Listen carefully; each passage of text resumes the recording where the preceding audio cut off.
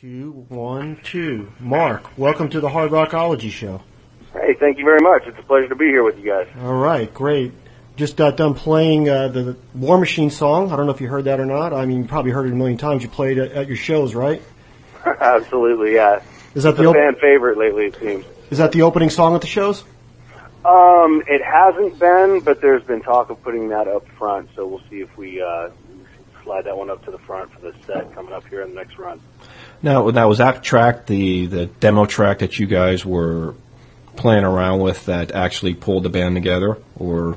It was one of the first ones that we worked on, yeah. Vinny had done some drum tracks that were for basically download purposes, and he had them laying around and had shoulder surgery, so he figured, well, let's see if we can make some songs out of these, and got my number from a mutual friend, and we got together, started working stuff up, and that was one of the drum tracks that kind of had a song-like structure to it, you know, that he kind of played, you know, kind of the dynamics of a verse, you know, building into a chorus and all of that stuff kind of already laid down the way he did it.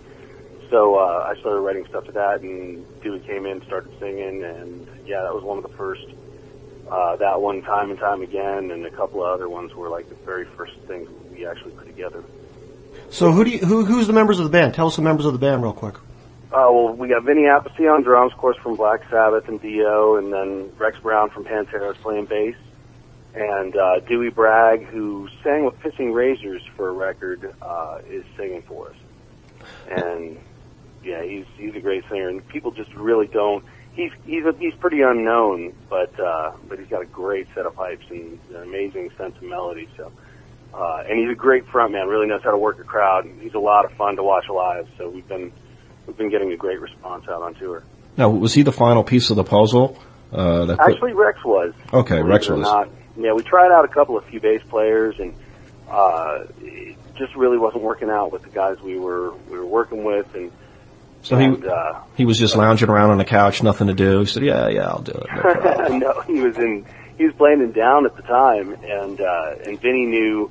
I think it was Dime's girl Rita that put him in touch with Rex, and they knew each other from having toured together. So Rex had hung out backstage watching Sabbath and watching, you know, Heaven and Hell and stuff, and so was a big fan of Vinny's drumming and said, sure, yeah, I'd love to work with you. And so he sent him down the demos that we had.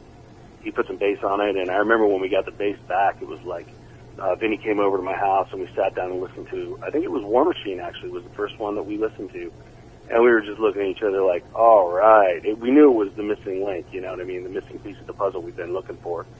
So, yeah, Rex was a perfect fit. So how does it feel to play with two legends in the band, Vinny Appice and Rex Brown? I mean, how does it feel for you? It's an honor, man. It's a privilege. I mean, these guys, they bring so much to the table, not even just, you know, with their reputation, but also with their experience, you know. I mean, we'll get into situations where, you know, the fact that they've done so much in the industry comes in really handy, you know. It keeps Dewey and I from stepping into some of the pitfalls. But, I mean, they're really, really great guys, both of them, you know, and we're really lucky that we've got a great chemistry. I was going to ask you, because I know you were in a band called JRZ System, correct? Mm-hmm. Yeah. And as the story goes, I guess Stephen Pearcy went on solo tour, and he pretty much took the entire band with him, and you guys were his stage band and such for, 2 or 3 years? Yeah, exactly. So, I mean, in a way, what was that like? I mean, because, listening to the Kill Devil Hill and what Stephen Pearcy does, I mean, drastically two different types of music and music styles and stuff. So was that, was that just a transition that you made, or is this Kill Devil Hill something that you've always wanted? Is this the type of playing that you've always wanted to do? Well, the Kill Devil Hill stuff is definitely what I've always wanted to do. But don't get me wrong, I'm a huge Rat fan. I have been since I was really young.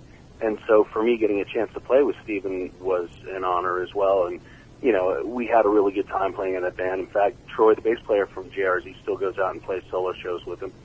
And, you know, it was a lot of fun. I mean, I got that gig auditioning to play with Rat, actually. And, you know, after I missed that audition, you know, coming in second to Kerry Kelly, I think it was at the time. And he called me up when he got out of that band and wanted to do some solo shows. And, you know, it kind of went from there. But it was a lot of fun. I learned a lot from working with Stephen. And I love playing those songs because, like I said, I grew up on that stuff. So, just like I grew up going to Dio shows, you know what I mean, and listening to Pantera. I mean, it's just, it's a thrill to work with your influences, you know what I mean?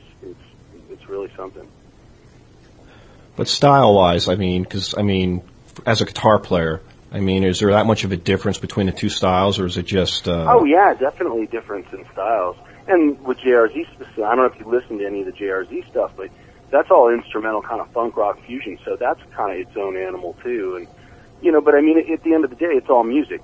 But even when I was in JRZ, we started, I needed an outlet for writing songs, with lyrics, melodies, that sort of thing. The melody thing was there with JRZ, but the songs with the lyrics and like that sort of thing and meaning behind them was something that I always felt like I wanted to do and didn't have an outlet to do it. So when, Kill Devil Hill came along, obviously that was a better outlet for me. Plus it was a little bit heavier, and I've always kind of, gravitated to the heavier side of things, the darker side of things, and so that was a real opportunity for me, knowing that that was the direction Vinny wanted to go in, to just kind of pursue that, full bore. So how's the public taken to the album so far? Are you getting a good response from it? Yeah, the response has been really, really good. We went out last year for a tour last summer, and then have been, touring behind it this year as well. And going out with Alice Cooper here coming up next month, or I should say this month. So I'm looking forward to that. And the response has been great. We've been building it up. The crowds have been bigger, and, people are really excited about it. It's a lot of fun now that the record's out, because when we went out before, people would just kind of look sort of puzzled when we'd start playing, and by the end of the show, they'd be up front rocking out with their fist in the air, but there was a winning over period, that kind of needed to take place. And now, since people have had a chance to listen to the record, they're singing the lyrics, they know the songs, and they're calling out songs they want to hear. It's really nice. You have that video for the song called Strange, so if people haven't seen that or seen the band live yet, you can go check that out. Tell us a little bit about that video. Yeah, it was, that's the only real video that we've shot. We've done a couple of lyric videos, but this guy, I believe his name was Cordero, he did it for us, and really good guy. Really, we had a lot of fun doing it. Did it at a warehouse down in I think South Central, and it was pretty cool. We were hanging out, and there's like for me it was fun to just kind of stand back and watch like Dewey and Rex get their shots, and there's like a guy with a smoke machine kind of with a piece of cardboard like wafting the smoke over there and stuff, and I'm like, wow, cool, this is behind the scenes. It was fun, man. We had a really good time, and had a lot of friends down there with us and helping us out. So we're hoping to do one for, I think War Machine was the one that was going to be next on the list. So that's the one video I'd like to see. It's a great opening track, and it's just hard and driving. So I'd really be kind of interested to see what you guys come up with that particular song, if in fact you guys do a video. Now, the name of the band, Kill Devil Hill. I got an idea where it came from. Well, I have an idea where it came from too, but I figured I'd ask you because you're in the band. Kill Devil Hill, is that any particular meaning or significance to anything? Well, yeah, actually, it was my idea. I had taken an aviation class years ago, and we were kind of going over where the first flights took place, and there's a place called Kill Devil Hills in North Carolina, which is kind of near Kitty Hawk, and the winds were good, and so that's where the Wright brothers were flying the first plane. And I thought, wow, that kind of rolls off the tongue, this is back in the mid-'90s or whatever, and so I kind of filed it away and, put it in my back pocket and didn't really think much about it. And then when we were trying to come up with a name for the band, those guys, we all just kind of threw our ideas into the hat, and that one stuck. Everybody seemed to like it. And so once everybody was kind of on board with it, I started digging in to try and find out what it really, where the origins were. And it's kind of an interesting story, because back in the 1700s, they used to run rum up and down the coast. I like rum. Yeah, I like rum too. And so it was a really popular trade item.